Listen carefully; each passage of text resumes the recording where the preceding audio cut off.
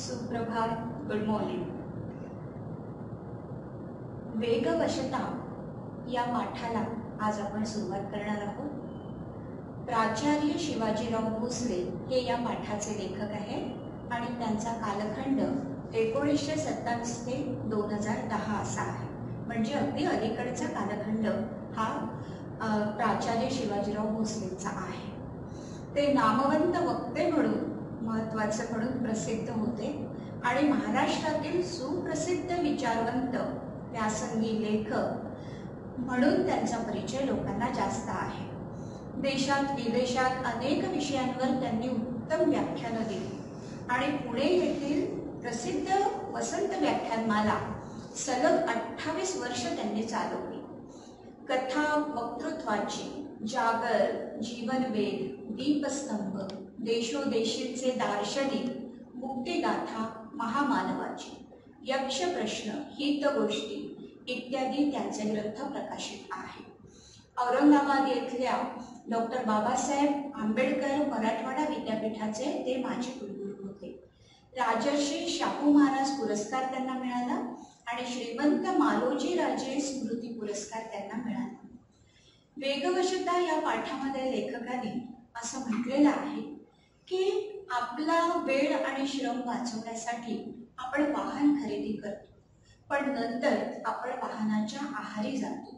वेगवशता या शब्दाचा अर्थ वेगाच्या अधीन होणे, वेगाच्या आहारी जाणे. या आहारी जाण्यामुळे आपल्याला कसे नुकसान होते याचे विवेचन या पाठामध्ये लेखकाने केलेलं आहे. आता पहा, पुष्कळ वेळा खोट्या प्रतिष्ठेपायी आपण कर्ज काढून वाहन खरेदी करतो आणि नंतर आपल्याला लक्षात येतं की अरे बापरे, आपण वाहन घेतलं नसतं तर बरं झालं असतं, इतका पेट्रोलचा खर्च आपल्याला जाणवत असतो. पण तरी सुद्धा काळाची गरज म्हणून आपण ते खरेदी करतो आणि मग मात्र आपण हे वाहन वेगाने हाकू लागतो. या वेगामध्ये आपले अपघात होतात किंवा आपल्या शरीराची आणि मनाची हानी होते. ही कशी होते आणि आपण हा अनावश्यक वेग कसा कमी केला पाहिजे याविषयीचे विवेचन या पाठामध्ये लेखकाने खूपच साध्या, सोप्या आणि छान सरळ भाषेमध्ये तुमच्यापर्यंत पोहोचवलेला आहे. वेग हे गतीचं रूप आहे. तुम्हाला माहिती आहे की मानवी जीवनाला आणि या संपूर्ण सृष्टीला वेग आहे आणि आपण असं म्हणतो की सगळं जग एका वेगामध्ये फिरत आहे. पृथ्वी सुद्धा फिरते आहे सूर्याभोवती, बरोबर आहे. दिवसाचा रात्र, रात्रीचा दिवस होत जातो. आपण सगळेजण एका ओघात, एका प्रवाहात वाहत चाललेलो आहे. काळ आहे, गती आहे. हा काळ कुणासाठी थांबत नाही. आपण या प्रवाहामध्ये सगळेजण चालत चाललेलो आहे. आपण कधी धावतो, थांबतो, चालतो, पण चालतोच आहोत.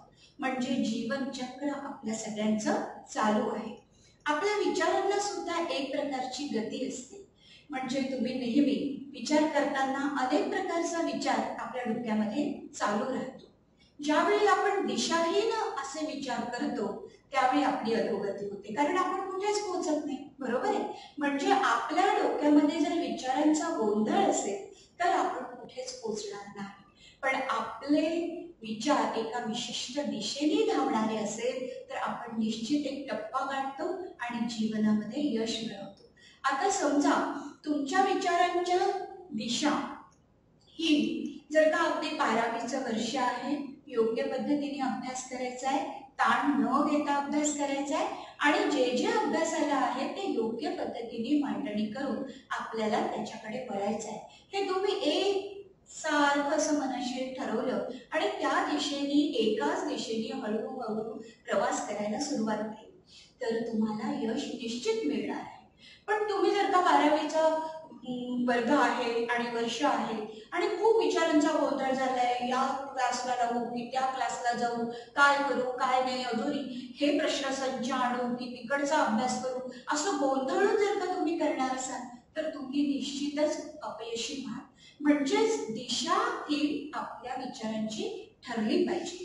दिशा आणि विचारांना सुद्धा वेग असतो असं आपल्याला दिसून येते. मग आपल्याला यश जर मिळवायचं असेल तर एक विशिष्ट गती आणि त्या गतीनुसार दिशा आपल्याला ठरवावी लागते.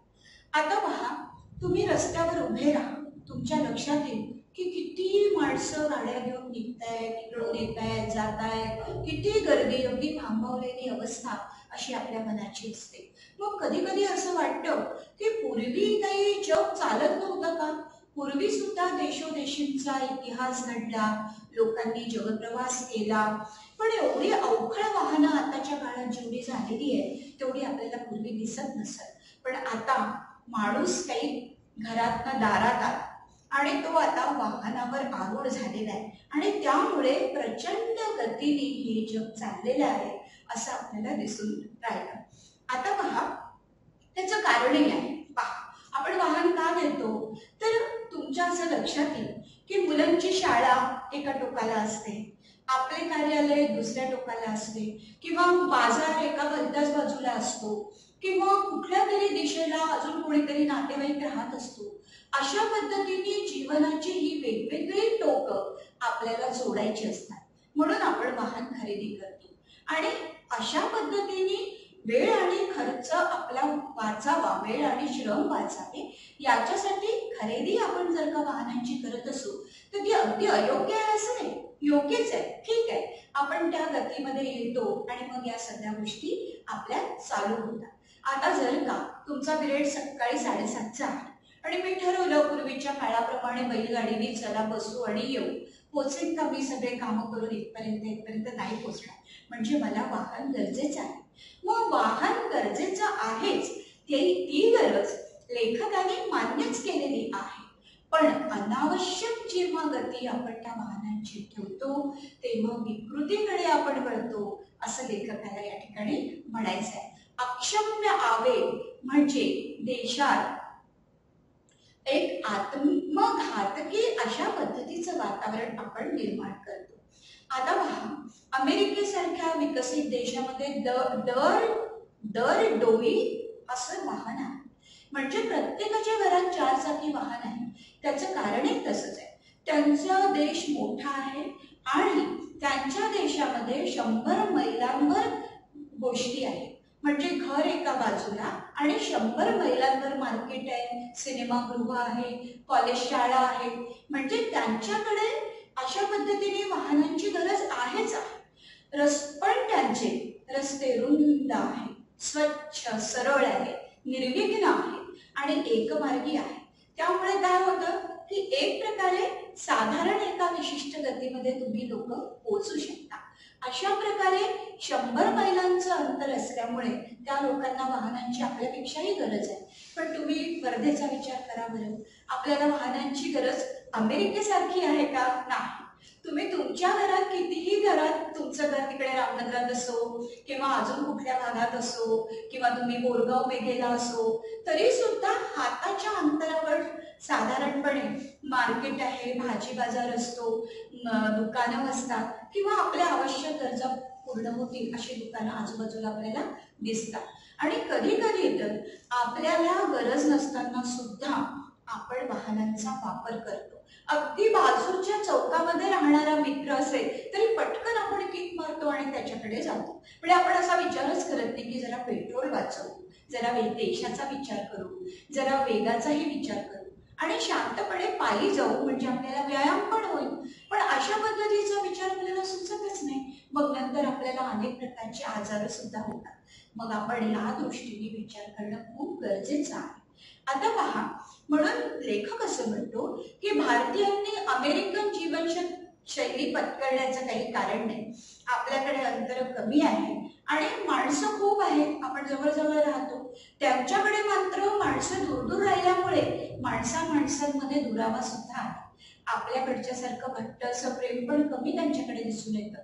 म्हणजे आपण गजबजलेल्या अवस्थेमध्ये राहतो पण एकमेकांच्या सुखदुःखांशी मग जोडल्या जातो आणि त्यातनं आपली सगळ्यांची मनं जोडल्या जातात आणि आपण एकरूप होतो असंही आपल्याला दिसून येतं. आता मुंबईसारख्या शहराचा विचार जर तुम्ही कराल तर तिकडे वाहनांची गर्दीच आहे, पण लोकलची व्यवस्था आहे. रोज गाड्यांमधनं माणसं जातात आणि येतात. एकदा चढलं आणि ठिकाणी उतरलं विशिष्ट की आपापल्या कामांना ते लोक पायी निघून जातात. पण खरी अडचण अशा पद्धतीची आहे की रस्त्यावर येणाऱ्या जाणाऱ्या ज्या 2 चाकी गाड्या आहेत, 4 चाकी गाड्या आहेत, त्या वाहनांचा वेग कमी करण्याची गरज आहे. वेळ आणि श्रम वाचवण्यासाठी त्यांचा उपयोग होतोच, पण अनेकदा वाचलेला वेळ सुद्धा मग आपण आता कुठे घालवायचा? आपल्याला बोर होत असतं, आपला मूड चांगला नसतो, आपल्याला कोणातरीकडे पोहोचायचं असतं. मग अशा वेळी पुन्हा वाहनाचा वापर करायचा आणि भरधाव इकडे तिकडे जात राहायचं. यामुळे सुद्धा आपल्याला अत्यंत चुकीच्या गोष्टी आपण आपल्या आयुष्यामध्ये करत असतो. आता पहा, म्हणजे वेळ वाचवण्यासाठी आपण वाहन वापरतो आणि पुन्हा वाचलेला वेळ खर्च करण्यासाठी पुन्हा वाहनांचा वापर करतो. म्हणजे आपण चुकीचं धोरण अवलंबतो, हे आपण लक्षात घ्यायला हवं.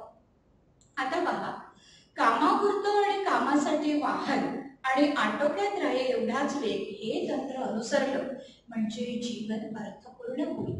नक्कीच आपल्याला वाटतं आपण सुखी जीवन जगलो पाहिजे, कृतार्थ जीवन जगलो पाहिजे, अनेक अनुभव आपण आयुष्यामध्ये घेतले पाहिजे. त्याच्यासाठी उसंत लाभावी म्हणून आपण वाहनांचा वापर केला पाहिजे आणि तो तेवढाच केला पाहिजे जेवढी आवश्यकता आहे, गरज आहे. उरलेला वेळ मग आपल्या आवडीचे छंद जोपासणं, वाचन करणं, निसर्गाशी एकरूप होणं, अनेक छान छान गोष्टी, सुंदर सुंदर देखावे पाहणं, अशा आपल्याला आयुष्यामध्ये करता येण्यासारख्या आहे, त्याकडे आपण वळलो पाहिजे असं लेखकाला म्हणायचंय. पुष्कळ वेळा ऐश्वर्याचं प्रदर्शन घडवण्यासाठी अगदी म्हणजे शेतात काम करणाऱ्या एखाद्या तरुण मुलाला जरी मी विचारलं की काय रे, जर थोडे पैसे वाचले तर तू काय करशील, तर तो पहिल्या प्रश्नाचं उत्तर देईल, पहिलं उत्तर देईल, मी गाडी घेईन, असंच उत्तर देईल. मग तो त्याच्यासाठी लोन काढेल, गाडी घेईल आणि त्याच्या हे लक्षातही येईल काही दिवसांनी की बापरे, आपण हत्ती पोचतो आहे, आपल्याला हे झेपत नाहीये, तरी सुद्धा गाडीचं वेळ आपलं कमी होणार नाही. आणि अशा पद्धतीने आपण जर का वागणार असू तर अंतिमतः देशाची सुद्धा आपण हानी करतो. माणसांची हानी होतेच, अपघात होतात, माणसं मरतात. त्यानंतर तुम्हाला एक असंही लक्षात येईल की अशा प्रकारे फेरफटका मारायचा म्हणजे पुण्याच्या माणसाचं जर का त्यांनी उदाहरण दिलं लेखकांनी, ते असं म्हणतात की लक्ष्मी रोड, महात्मा गांधी मार्ग किंवा जंगली महाराज रस्ताच आपण का निवडतो? कारण इकडे शॉपिंगचे रस्ते आहेत, इकडे खाण्यापिण्याची व्यवस्था करणारे रस्ते आहेत. म्हणजेच आपल्याला जंगल भागाकडे आपण गेलेलो असतो की छान छान काहीतरी पाहू, खरेदी करू, मॉलमध्ये जाऊ, त्यानंतर आपण छान छान काहीतरी चाट खाऊ. अशा पद्धतीच्या विचारांनी सुद्धा आपण वाहनांचा वापर त्याही ठिकाणी करतो.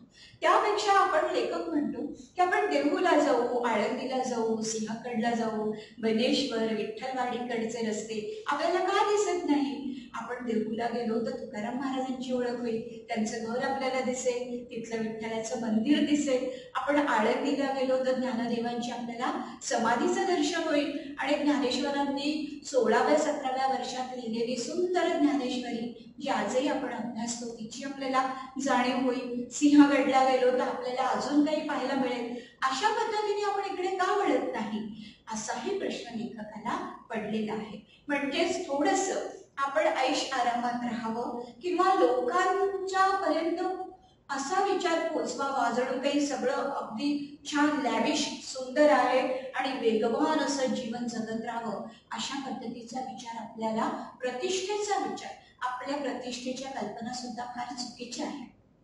तुम्ही विचार करा, ज्यांच्याकडे पैसा आहे त्यांना प्रतिष्ठा मिळते, आपण हे समाजामध्ये पाहतो. पण तुम्ही एक साधा विचार असा करा की एखाद्या रस्त्याचं बांधकाम चालू आहे आणि त्या रस्त्याचं बांधकाम चालू असताना जर का त्या ठिकाणी एक्झिक्युटिव्ह इंजिनियरही महत्वाचा आहे, डेप्टी इंजिनियरही महत्वाचा आहे आणि शिवाय तिथे काम करणारा मजूरही तेवढाच महत्वाचा असतो. मजूर मिळाले नाही आणि वाहून नेणारी माणसं मिळाली नाही तर रस्त्याचं काम होईल का? नाही होणार. म्हणजे खरं म्हणजे प्रतिष्ठा सगळ्यांची सारखीच आहे, कारण सगळ्यांमुळेच एकमेकांची कामं अडतायत, पण याचा विचार आपण करत नाही आणि चुकीच्या दिशेने वळतो. एवढंच या ठिकाणी आपण पाहू. पुढच्या पिरियडला पुढचा भाग.